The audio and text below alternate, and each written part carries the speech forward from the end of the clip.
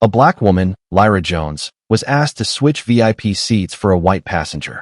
One call later, the entire team was fired. What would you do if someone tried to take what was rightfully yours, simply because they thought they were more important?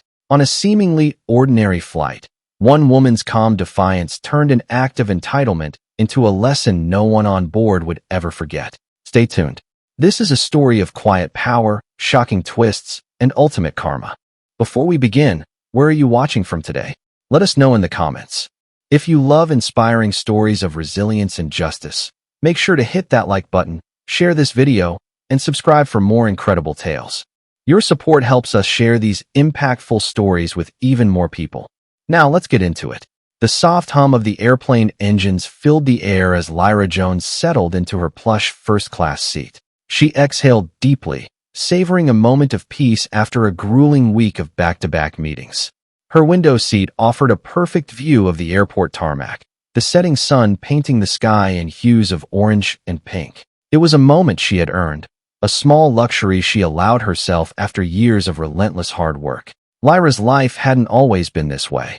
She grew up in a modest neighborhood, her parents instilling in her a fierce determination to rise above the limitations society often imposed. As the founder and CEO of a thriving tech company, Lyra now stood as a symbol of resilience and success. This flight was supposed to mark the beginning of a new chapter, a trip to finalize a major international partnership that could propel her business to unprecedented heights. She adjusted the silk scarf around her neck and reached for her leather briefcase. The scent of fresh coffee lingered in the cabin, mingling with the faint aroma of designer perfumes worn by her fellow passengers. A steward passed by, offering a warm smile as he handed her a glass of sparkling water. Lyra accepted it with a nod, savoring the crisp bubbles against her lips. Everything felt perfect, but perfection, as Lyra would soon learn, could be fleeting. A commotion at the front of the cabin snapped her out of her thoughts. Lyra glanced up, her gaze locking onto a tall, blonde woman entering the first-class section. The woman's posture screamed entitlement, her designer handbag dangling from her elbow, as if it were a badge of honor. Behind her trailed a slightly shorter companion, their whispered conversation just loud enough for Lyra to catch snippets of it. "Can you believe the airline? This seat assignment is ridiculous," the blonde muttered, her voice dripping with disdain. Her companion, a brunette with a nervous laugh, replied, "I know, Fiona, but maybe it's just a mistake. They'll fix it." Lyra felt a prickle of unease as the two women stopped beside her row. Fiona's sharp gaze flicked to Lyra, her perfectly manicured fingers tapping impatiently against her handbag. Lyra returned her attention to the briefcase on her lap, unwilling to engage. She had dealt with people like Fiona before, people who saw her skin color before her accomplishments, who assumed her place in the world was up for negotiation.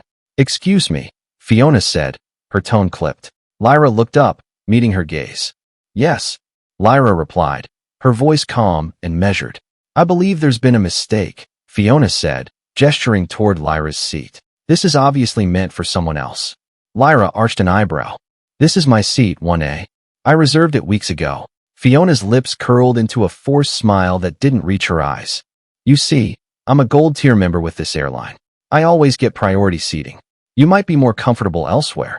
Lyra stared at her for a moment, letting the weight of the woman's audacity sink in. "I'm quite comfortable where I am, thank you." Fiona's smile vanished. Her companion shifted uncomfortably, clearly wishing to avoid further conflict. Before Fiona could respond, a flight attendant appeared, his crisp uniform adding an air of authority. "Is there an issue here?" he asked, his gaze darting between the two women. "Yes, there is," Fiona said, her voice taking on a dramatic lilt. "This seat, my seat, has been mistakenly assigned to someone else. I need it resolved immediately." The attendant glanced at Lyra, who offered a calm but pointed response. "There's no mistake. This is my seat, and I have the ticket to prove it." The attendant hesitated, caught between Fiona's assertiveness and Lyra's quiet confidence. "Let me check your ticket again, ma'am," he said to Lyra, his tone polite but faintly skeptical. Lyra handed over her boarding pass without a word, her heart steady despite the growing tension. She had been here before, in boardrooms, on stages, in countless subtle confrontations where she had to prove she belonged. This was just another test. The attendant examined the ticket and nodded. This is indeed your seat, Miss Jones. Fiona's eyes narrowed, and for a brief moment, her polished veneer cracked. That can't be right. She must have bought a last-minute upgrade. People do that, don't they? Lyra bit back a sharp retort. Instead, she fixed Fiona with a steady gaze. I suggest you take your assigned seat. This conversation is over. Fiona's companion tugged at her arm, whispering something inaudible, but Fiona wasn't ready to let it go. I'm not sure you understand who I am, she said, her voice low but seething. I always fly first class. I'm not about to let someone like Fiona, her friend hissed, cutting her off. The flight attendant cleared his throat. I'm sorry, ma'am, but if you have any further concerns, you're welcome to speak with our supervisor. Fiona glared at him, her frustration barely contained. Finally, with a huff, she stormed toward the front of the cabin, dragging her reluctant companion behind her.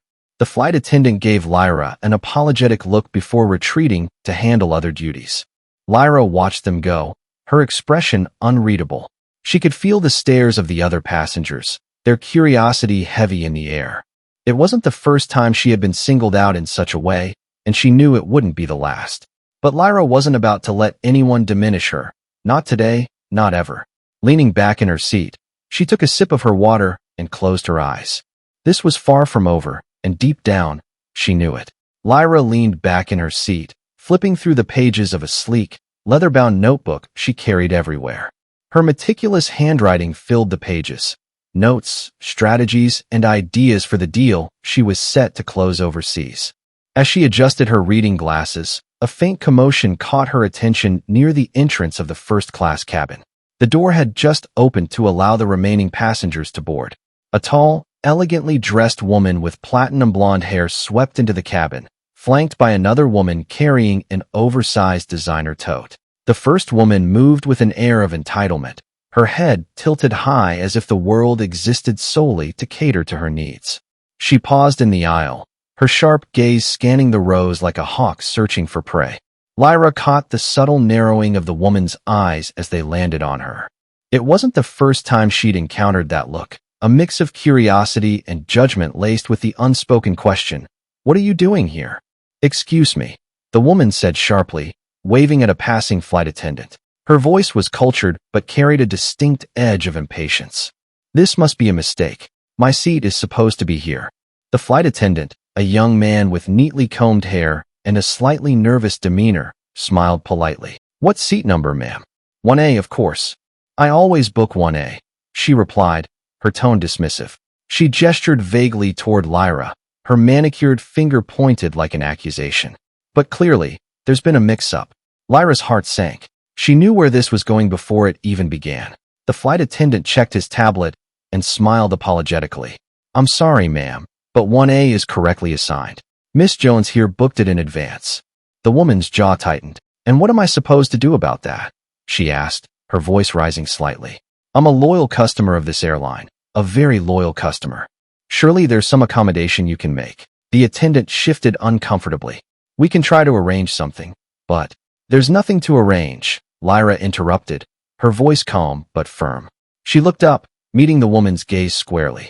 "This is my seat, and I intend to keep it." The woman blinked, as if startled that Lyra had spoken.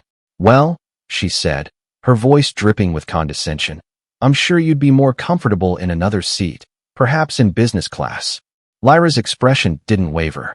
She had spent years navigating boardrooms filled with people who underestimated her, and this moment was no different. "I'm perfectly comfortable where I am," she said evenly. The air around them seemed to shift, the quiet tension of the first-class cabin turning sharp. Other passengers pretended not to notice, their eyes glued to their tablets and books, but Lyra felt their curiosity, their silent judgment, like a weight pressing on her. "Let me handle this," the flight attendant said quickly, trying to de-escalate the situation. He turned to Lyra, his voice polite, but carrying an undertone that grated on her nerves. "Miss Jones, would you mind moving to another seat? Perhaps 2C? It's still in first class, and it would allow us to accommodate Mrs. Baker." So that was her name, Mrs. Fiona Baker, the kind of name that came with country clubs and generational wealth, Lyra thought. Lyra leaned back in her seat and folded her arms. "I booked this seat for a reason," she said, her voice calm but resolute. I won't be moving. Fiona's face darkened. Unbelievable, she muttered under her breath, loud enough for Lyra to hear. She turned to the flight attendant. Do you even know who I am? I'm a Platinum Elite member. I don't think this is how you want to treat one of your most loyal customers. The attendant swallowed, glancing between Fiona and Lyra. His hesitation said everything. He knew Fiona had connections, and yet he also knew Lyra was within her rights. But in this unspoken power dynamic, Lyra could already feel where his loyalty lay. I'll get the supervisor, he said at last, retreating down the aisle. Fiona turned back to Lyra, her lips curling into a forced smile. You could have avoided all this, you know, she said, her tone saccharine and insincere. But I suppose some people just don't understand the meaning of compromise. Lyra tilted her head, studying the woman before her. Compromise, she repeated softly, as if testing the word. Interesting choice of words. Fiona's smile faltered. She opened her mouth to retort, but the arrival of the flight supervisor cut her off. A middle-aged woman with a crisp uniform and an air of authority approached, her heels clicking against the cabin floor. Is there a problem here? The supervisor asked, glancing between Lyra and Fiona. Before anyone could respond, Fiona jumped in. Yes, there's a problem. I'm supposed to be in seat 1A, but somehow, she ended up here. The supervisor's gaze landed on Lyra, and for a brief moment, something flickered in her eyes, recognition perhaps, but it was gone as quickly as it appeared. Miss Jones, would you be willing to move to another seat, just to resolve this quickly? Lyra's fingers tightened around the armrest. She looked at the supervisor, then at Fiona, and then at the other passengers who were still pretending not to listen. She could feel their silent expectations, the unspoken demand for her to be reasonable, to yield for the sake of keeping the peace. No, she said simply. Fiona let out a sharp laugh. Unbelievable, she repeated, shaking her head. You're really going to make a scene over this? Fine, let's see how far this gets you. Lyra smiled faintly, though her eyes remained steely.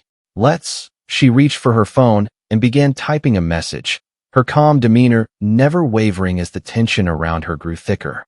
She had dealt with people like Fiona before, and she knew exactly how to handle them.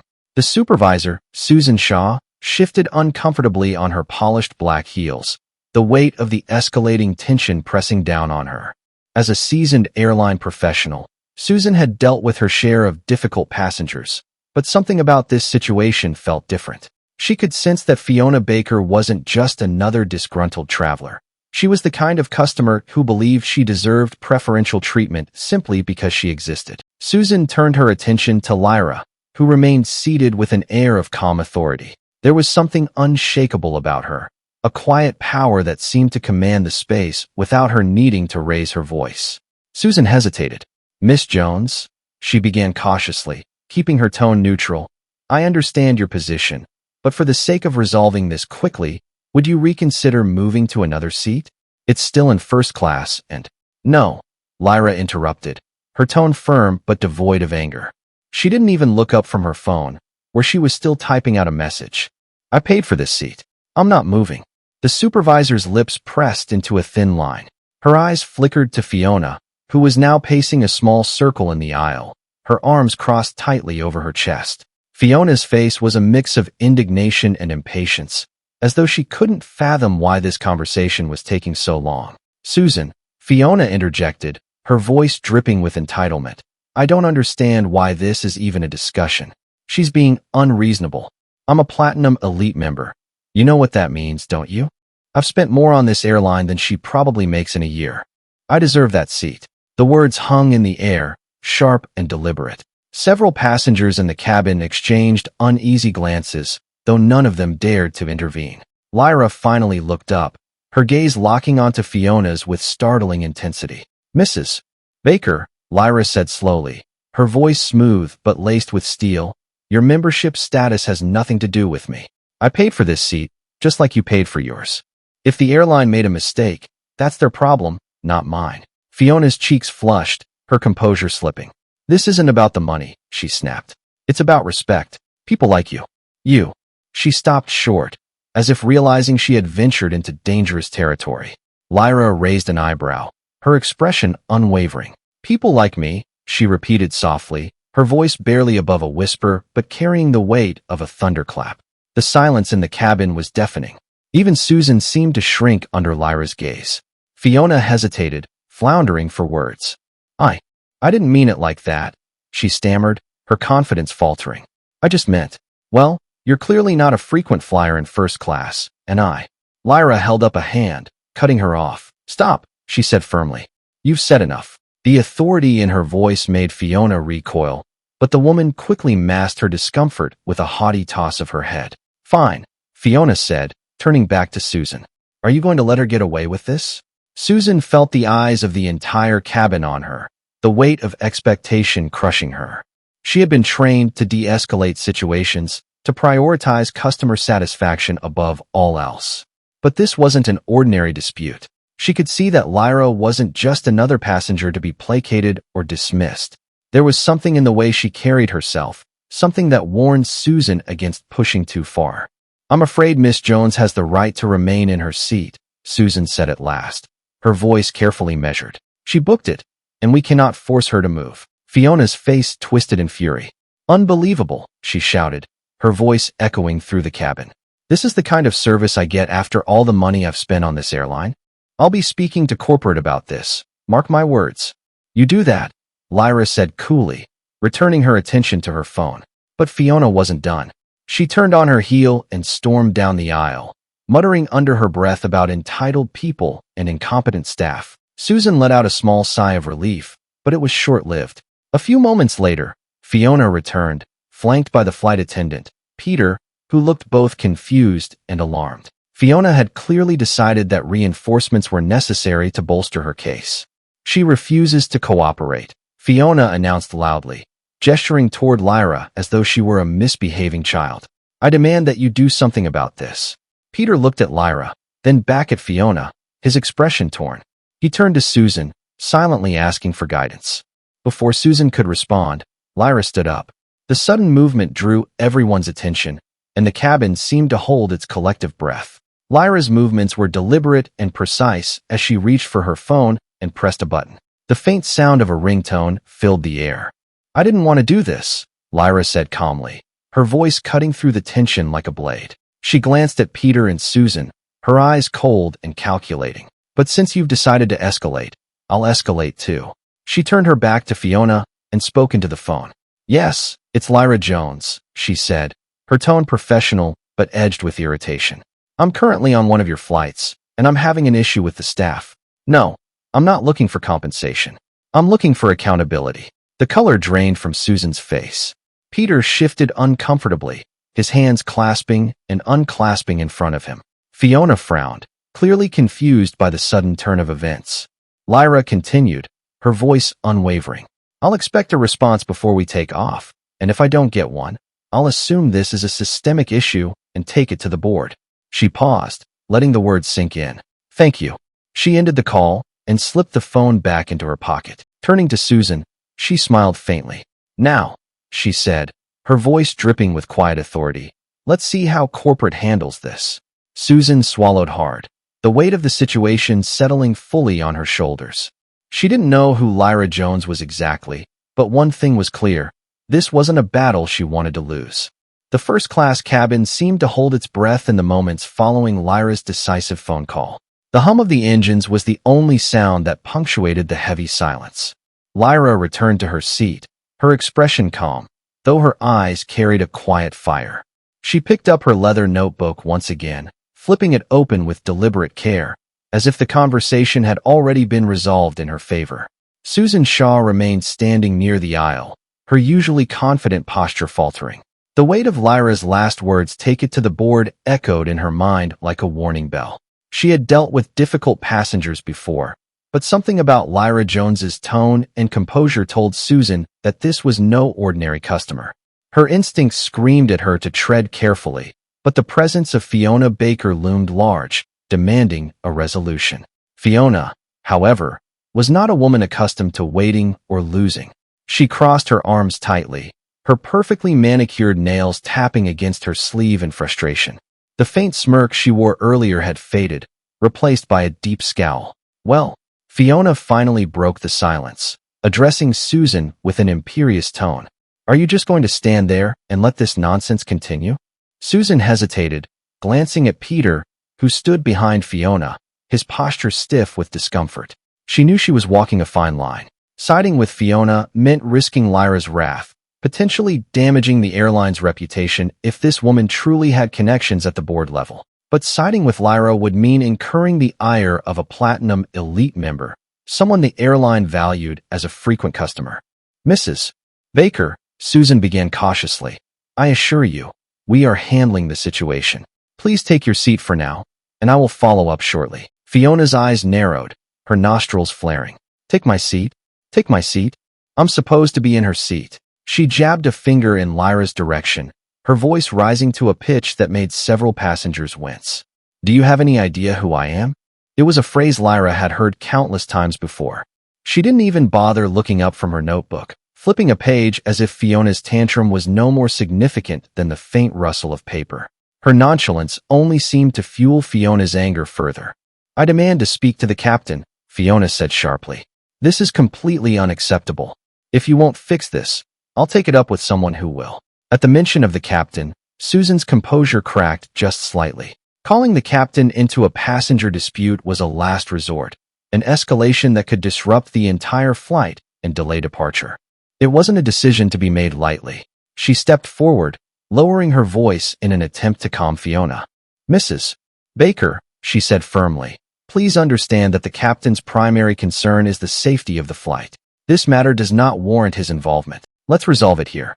But Fiona was having none of it. Oh, I see how it is, she snapped. You're protecting her because you think she's more important than me. Well, let me tell you something. If I'm not in that seat by the time this plane takes off, your airline will be hearing from my lawyers. Lyra sighed softly, finally closing her notebook with a quiet thud. She placed it on her lap and looked up, her eyes meeting Fiona's with an expression that was equal parts calm and unyielding. Mrs. Baker, Lyra said evenly, if you truly believe your lawyers can resolve this, by all means, proceed. But before you do, I suggest you consider the consequences of escalating a situation you're clearly not prepared to handle. Fiona blinked, momentarily thrown off by the quiet authority in Lyra's voice. What's that supposed to mean? She asked, her voice faltering for the first time. It means, Lyra replied, leaning forward slightly, that throwing your weight around might work in some circles, but it won't work here. Not with me, and certainly not with the board members who will be reviewing this incident. She sat back, her expression neutral, but her eyes sharp. So I suggest you take your seat before you embarrass yourself further. The tension in the cabin was palpable. Susan looked between the two women, her stomach twisting into knots. She could see Fiona's face turning red, her jaw working furiously as she tried to formulate a response. But before she could speak, another voice cut through the silence. Ladies, a deep, authoritative voice said from behind them. The captain himself, Captain Kent, had appeared at the entrance to the first-class cabin. His uniform was crisp and his demeanor composed. His presence immediately commanded attention, and even Fiona fell silent. What seems to be the problem here? He asked, his gaze sweeping over the scene with practiced neutrality. Susan stepped forward quickly, hoping to diffuse the situation before it spiraled further. Captain, we're handling a minor seating issue. There's no need for your involvement. I'll be the judge of that. The captain interrupted, his tone firm but calm. He turned to Fiona, who immediately launched into a tirade about her Platinum Elite status, her loyalty to the airline, and the injustice of being denied her rightful seat. The captain listened patiently, his expression giving nothing away. When Fiona finally finished, he turned to Lyra, his eyes softening slightly. And you, ma'am, he asked. Do you have anything to add? Lyra met his gaze without flinching. No, Captain, she said simply. I paid for this seat, and I intend to stay in it. If the airline made a mistake with Mrs. Baker's reservation, that's unfortunate, but it's not my responsibility to fix. The captain nodded, his eyes lingering on Lyra for a moment longer than necessary. Then he turned back to Fiona. Mrs. Baker, he said firmly, I understand your frustration, but this seat was properly assigned to Miss Jones. I must ask you to return to your assigned seat so we can proceed with the flight. Fiona stared at him, her mouth opening and closing like a fish out of water. But that's final, the captain said, cutting her off. If you refuse, I will have no choice but to remove you from this flight. The cabin erupted in a collective intake of breath. Fiona looked around, her eyes wild, searching for someone, anyone, to take her side.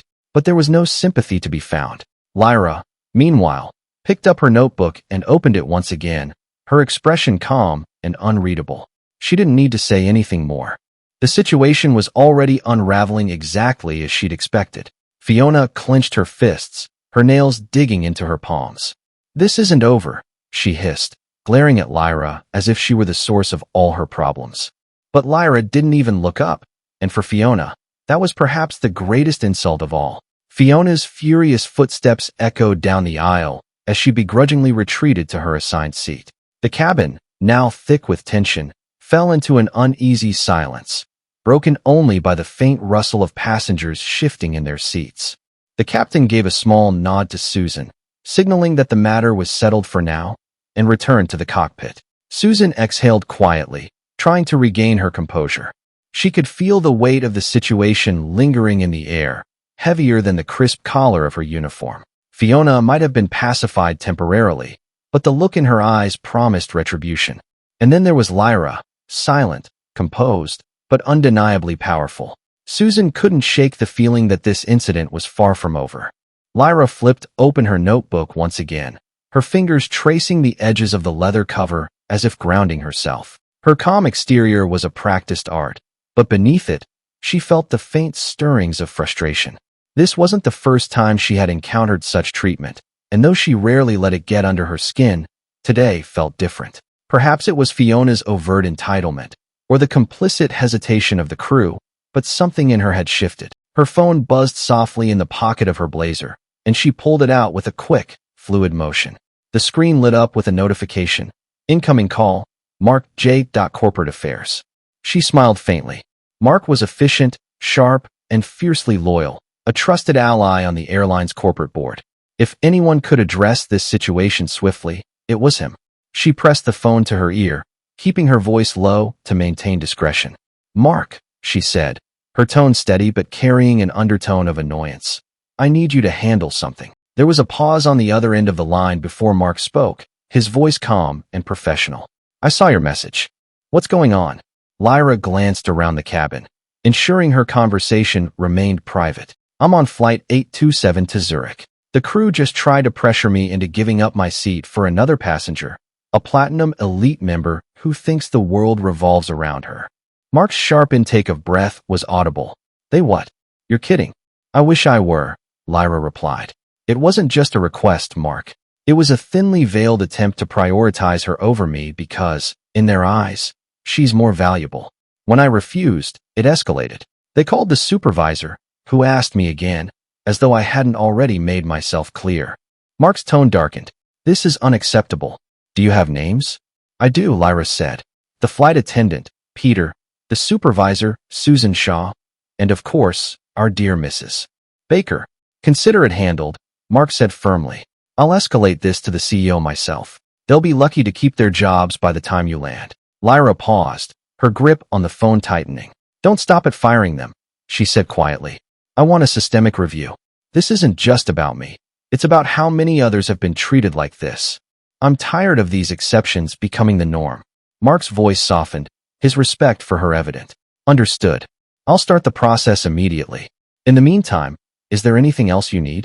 Lyra hesitated, her gaze drifting to the window. The fiery hues of the sunset had faded into a soft twilight, the runway lights glimmering faintly against the deepening sky. "No," she said at last. "Handle the rest from here." She ended the call, slipping the phone back into her pocket. For a moment, she allowed herself a deep breath, letting the familiar rhythm of her heartbeat steady her nerves. The storm wasn't over, but she had set things in motion. Now, all she had to do was wait. Across the aisle, Susan watched Lyra out of the corner of her eye, her unease growing by the second. The quiet confidence with which Lyra had conducted herself wasn't just intimidating, it was unsettling. Susan had dealt with plenty of demanding passengers in her career, but none had carried the quiet authority Lyra exuded. Something about her demeanor suggested that she wasn't just another first-class traveler.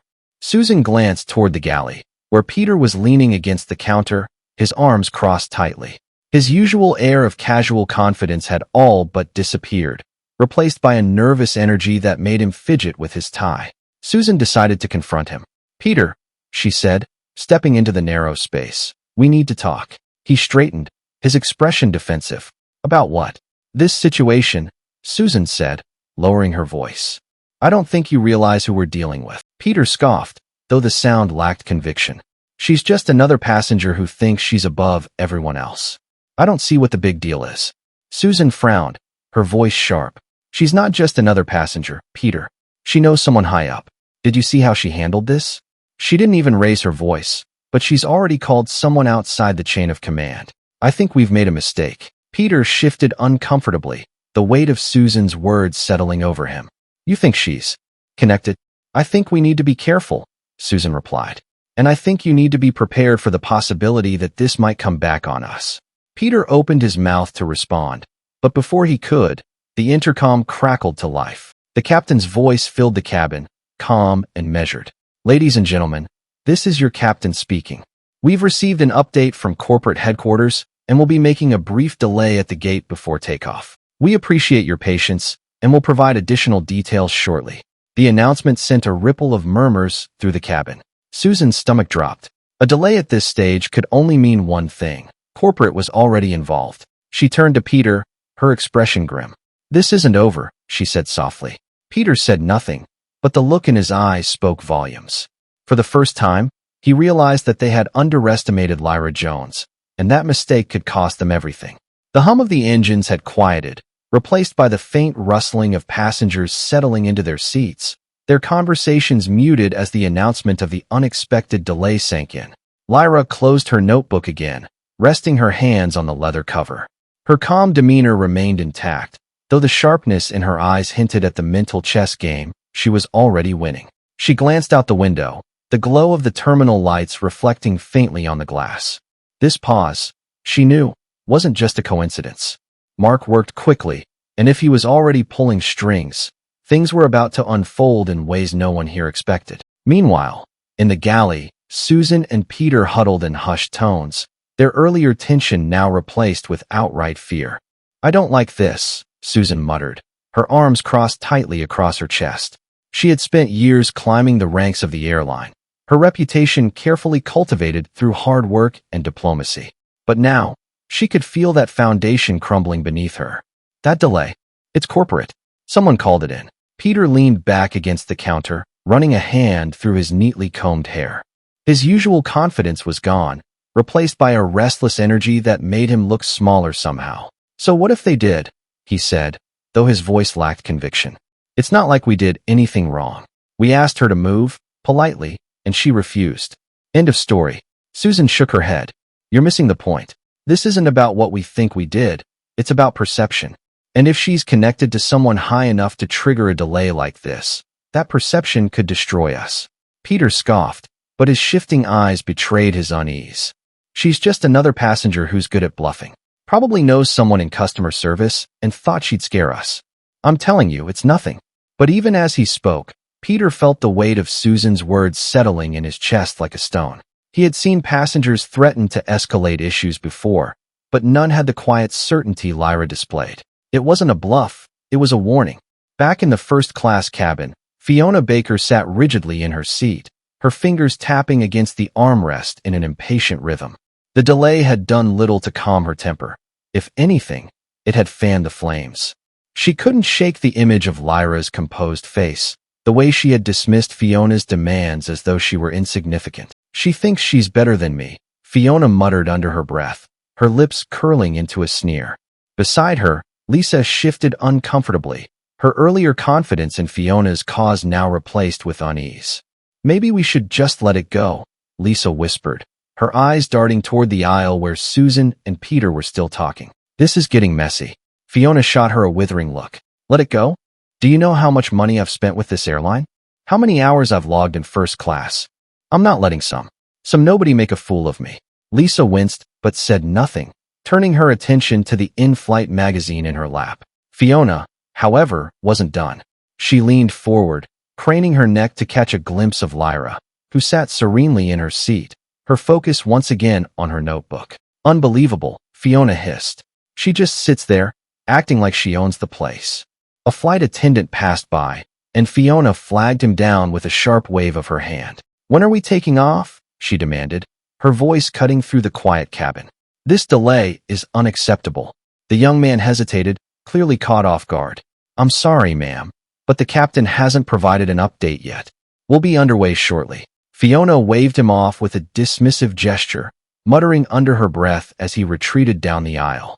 Lyra didn't so much as glance in her direction, but Fiona's anger simmered hotter with every passing second. 15 minutes later, the stillness of the cabin was broken by the soft hiss of the cabin door opening. Two sharply dressed men in suits stepped inside, their presence immediately drawing attention.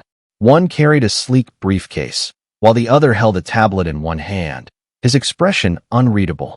Lyra's gaze flicked toward them, her lips curving into the faintest hint of a smile.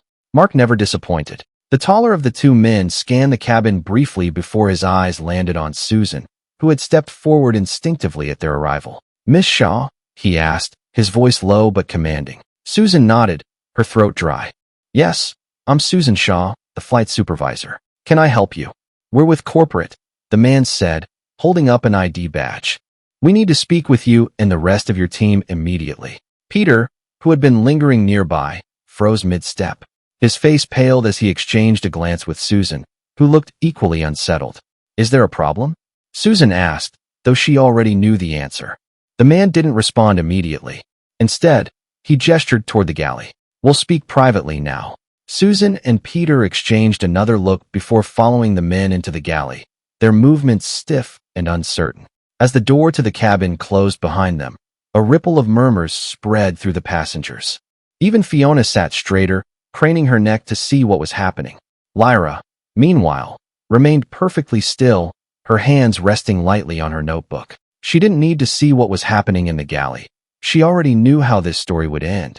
The gears were in motion, and there was no stopping them now. Inside the galley, the air was thick with tension. The two corporate representatives stood with practiced composure, their eyes sharp and assessing as they addressed Susan and Peter. "We've reviewed the situation," the taller man began, his voice even but cold, "and we've spoken with key stakeholders regarding this flight. Effective immediately, both of you are being removed from duty." Susan's eyes widened in shock. "Removed? But there's no room for negotiation," the man cut in, his tone leaving no room for argument. "Your conduct has been deemed unprofessional and inconsistent with the airline's policies. Further disciplinary action will be determined following a full investigation."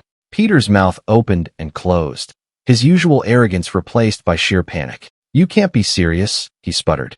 This is a misunderstanding. We didn't do anything wrong." The second man, who had remained silent until now, stepped forward.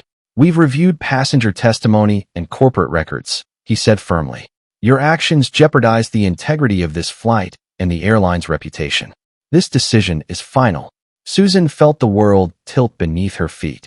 Her years of service, her carefully built career, gone in an instant. Peter, meanwhile, had gone pale, his hands trembling as he tried to form a coherent response.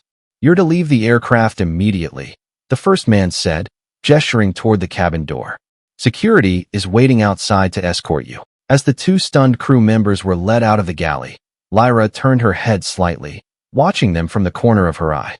The faintest trace of satisfaction flickered across her face, but she quickly masked it, returning her attention to her notebook. The sound of Fiona's indignant voice rose once again, but this time, it barely registered. Lyra had already won the battle, and she knew the war was over too. The cabin door closed behind Susan and Peter, the sound a sharp punctuation to the tension that had gripped the plane. For the first time since the commotion began, a hush fell over the first-class cabin. Passengers exchanged glances, whispering among themselves, though no one dared to speak loudly enough to be overheard. Lyra remained seated, her posture relaxed, as if nothing out of the ordinary had happened. She knew better than to revel in the moment. It wasn't in her nature to gloat. Instead, she focused on what mattered most, the larger message this incident would send. This wasn't about revenge, it was about accountability. The two corporate representatives emerged from the galley and made their way down the aisle. One of them stopped at Lyra's seat, inclining his head respectfully. "Miss Jones," he said softly, "everything has been resolved." Please accept our deepest apologies for the inconvenience and the way you were treated. The individuals involved are no longer part of this flight. Lyra met his gaze evenly, her expression unreadable. I appreciate the swift action, she said, her voice calm, but carrying an edge that made the man straighten slightly. However, I trust this won't end here. I expect a full review of the airline's policies and training procedures. This isn't the first time I've seen something like this, and I doubt it will be the last. Of course, ma'am, the man replied quickly. We'll ensure that happens. You have my word. Lyra nodded once, her attention shifting back to her notebook as if dismissing him. The man hesitated for a moment before retreating down the aisle, leaving her to her thoughts. She didn't need their promises. She had the influence to ensure they followed through, and she intended to use it. Across the cabin, Fiona was seething. Her face was flushed, her fingers clutching the armrests so tightly that her knuckles turned white. The smug satisfaction she had displayed earlier was gone, replaced by a simmering rage that seemed to radiate off her in waves. This is ridiculous, Fiona hissed under her breath. Absolutely ridiculous. Lisa, seated beside her, leaned in cautiously. Maybe it's best if we just let it go, she whispered, her voice barely audible. It's not worth causing more trouble. Fiona turned on her sharply, her eyes blazing. Let it go? Do you realize what just happened? They threw me under the bus, me. I'm a Platinum Elite member. Do you have any idea how much I spend on this airline every year? And they're treating me like her. She spat the last word as though it were venomous, jerking her chin toward Lyra's seat. Lisa recoiled slightly, her gaze darting toward Lyra, who remained utterly unbothered. If Lyra had heard Fiona's outburst, she gave no indication of it. Her calm demeanor only seemed to fuel Fiona's anger further. This isn't over, Fiona muttered, her tone dark. I'll make sure corporate hears about this. I have connections. Lisa sighed, her unease growing. Fiona's refusal to back down was beginning to feel less like determination and more like desperation. She didn't dare voice her thoughts, though, not with Fiona in this state. The intercom crackled to life once more, and the captain's voice filled the cabin, steady and composed. Ladies and gentlemen, we apologize for the delay. As a reminder, safety and customer satisfaction are our top priorities. We'll be resuming our departure shortly. Thank you for your patience. The announcement seemed routine, but Lyra noticed the subtle shift in tone, a hint of finality that signaled the flight crew had been instructed to ensure there were no further disruptions. The cabin doors remained closed now, and the faint tension in the air began to dissipate as passengers settled back into their routines. But for Fiona, the captain's words were the final straw. She stood abruptly, her sudden movement drawing the attention of those around her. Her voice cut through the relative quiet, loud and indignant. This is unacceptable, she declared, glaring down the aisle as if the corporate representatives might magically reappear. I've been a loyal customer of this airline for years, and this is how I'm treated? I demand to speak to someone in charge now.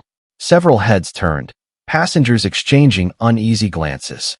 Even Lisa looked embarrassed, sinking lower in her seat as if she could disappear entirely. Before anyone could respond, one of the corporate representatives returned, his expression unreadable.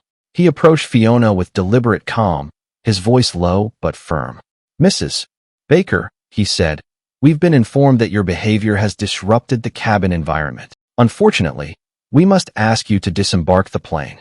The words hung in the air, heavy with finality. Fiona's eyes widened in disbelief. You can't be serious, she sputtered. You're removing me? For what? For standing up for myself?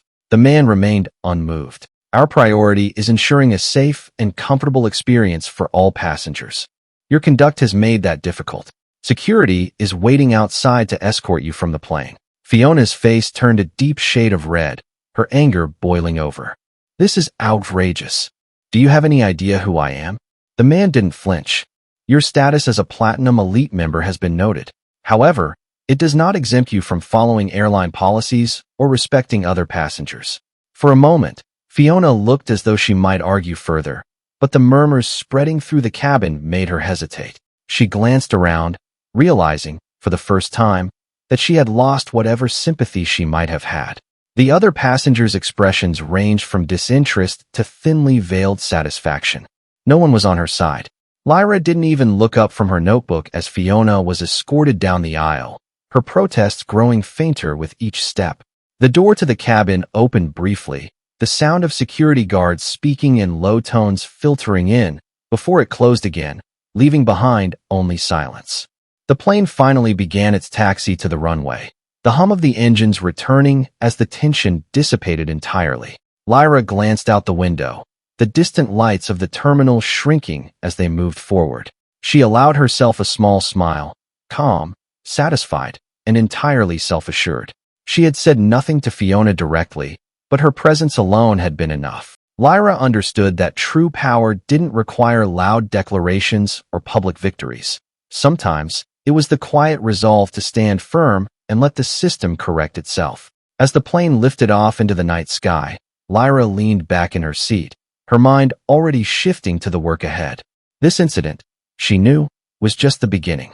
There was much to be done to ensure no one else experienced what she had. But for now, she allowed herself a moment of quiet satisfaction. Karma, she thought, had a way of working itself out. The cabin door closed with a final, resolute hiss as Deborah and Greg were escorted off the plane.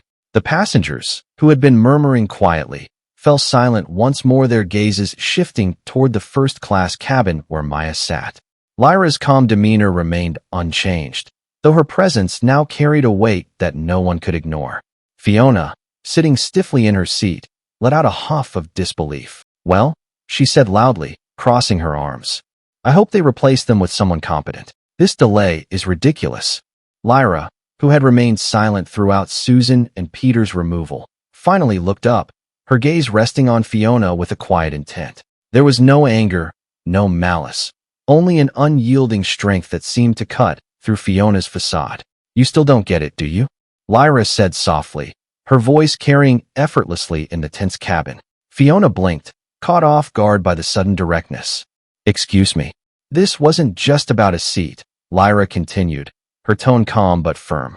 "It was about respect, about the way you, and others like you, think the world should bend to your will, no matter who it hurts. But today, you learned that's not how things work." Fiona opened her mouth to respond, but Lyra held up a hand, silencing her.